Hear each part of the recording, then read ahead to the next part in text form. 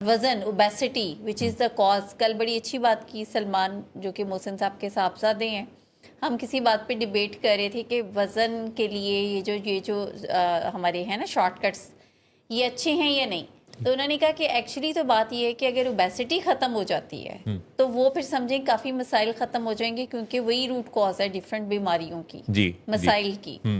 तो तमाम मेटाबॉलिक जो सिंड्रोम से जुड़ी बीमारियां हैं, हाँ वो अगर आप अपनी ओबेसिटी को डील कर लेते हैं ना, जी तो ये इतना ज़बरदस्त, ये जो आपने बड़ी खूबसूरत बात कही कि दरअसल ओबेसिटी को पहचान लेना कि मैं मोटा हूँ, मेरा वजन ज़्यादा, बहुत सारे लोग तो इस डिनाइल से ही नहीं ना निकल पाते। हाँ जी बिल्कुल। तो मैं मोटा हूँ और इसके बाद फिर उस पर काम शुरू कर देना, बिल्कुल।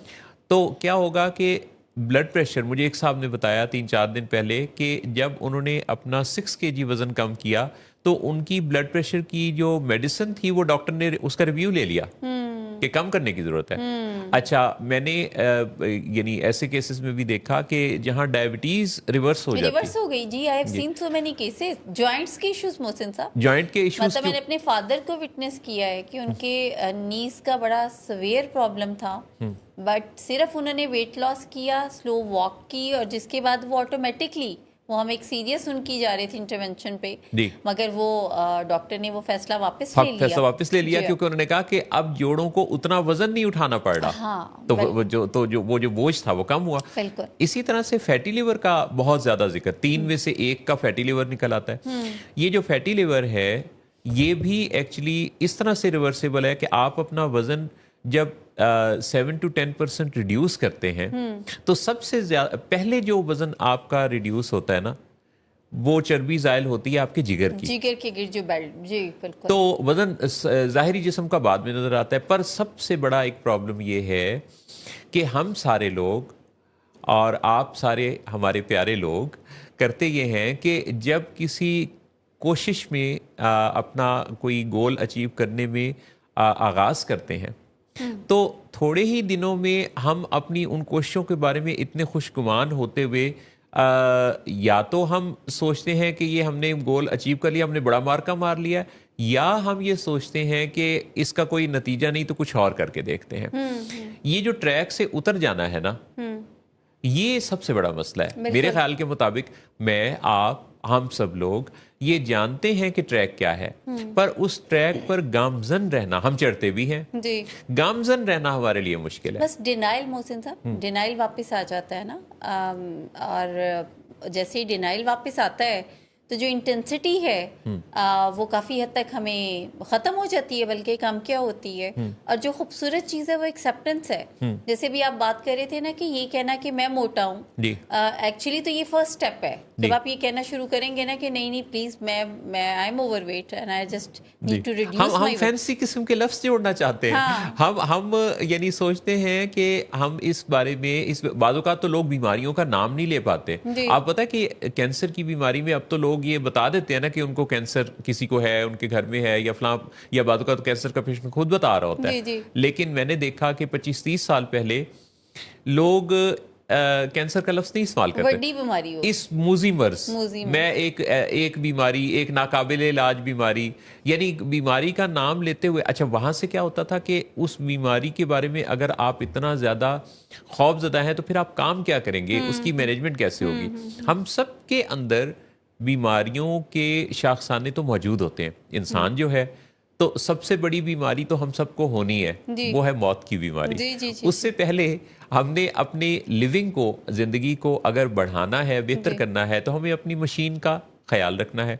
मशीन के ऊपर जितना बोझ इजाफी होगा उतनी ही मशीन जो है किसी जनरेटर या गाड़ी की तरह बोझल होके चलेगी। आप देखिए कि गाड़ियां हों या जनरेटर्स हों, इनको ओवरहॉलिंग की जरूरत पड़ती है, इसलिए कि उनके अंदर, मशीन के अंदर जो खराबी आ जाती है उसको अगर लुक आफ्टर आप नहीं करते, अगर आप उसका ऑयल फिल्टर चेंज नहीं करते, आप उसकी सफाई का ख्याल नहीं करते, उसमें कोई ऑयल ऐसा डाल देते हैं जिसमें कचरा होता है, तो इंजन खराब हो जाता है। तो ये जो सारा कुछ है, इंसान की जो जिस्म है, ये भी एक मानंदे मशीन ही है। एग्जैक्टली। और मुझसे सब इसी तरह एजिंग भी। अब देखिए, लोगों में एज को लेके कॉन्सेप्ट एक्सेप्टेंस का नहीं है। एज में भी लोग जो हैं वो डिनाइल में रहना चाहते हैं, ख़वातीन के बारे में ज़्यादा, लेकिन मैंने मर्द ज़ात भी इक्वली देखे हैं। हालांकि एजिंग भी एक प्रोग्रेसिव है ना, ये भी तो एक डिजीज ही है, नहीं है? ये भी तो प्रोग्रेसिव है, ऐसे ही है, और फेटल भी है। आपका वक्त जैसे जैसे जाएगा, लेकिन अगर आप you are managing it gracefully और आप एक्सेप्ट कर रही हैं, आप डिनाइल में नहीं हैं। और डिनाइल की क्या फॉर्मेशन, मतलब डिनाइल की अगर मैं आपको बताऊं कि नहीं अभी ये मेरी उम्र थोड़ी है खाना पीना छोड़ने की, ये अभी वॉक या जॉग की कोई उम्र नहीं, हाँ अगले 2-4 सालों में करेंगे, या ये उम्र अभी नहीं है हमारी कोई इन्वेस्टमेंट की, या ये उम्र नहीं है अभी हमारी कुछ, तो इसका मतलब ये है कि डिनाइल है। यहाँ रहा कि बहुत खूबसूरत बात में से अगर मैं उसको 3 लफ्ज़ों में सोचूं कि हमारा बहुत बड़ा प्रॉब्लम क्या है, तो वो प्रॉब्लम ये है, कर लेंगे। हाँ, जो होगा देखा जाएगा। जी। अब ये जो है कि ये फ्यूचर से जुड़े जितने भी जुमले हैं ना, ये दरअसल डिनाइल ही की बुनियाद है।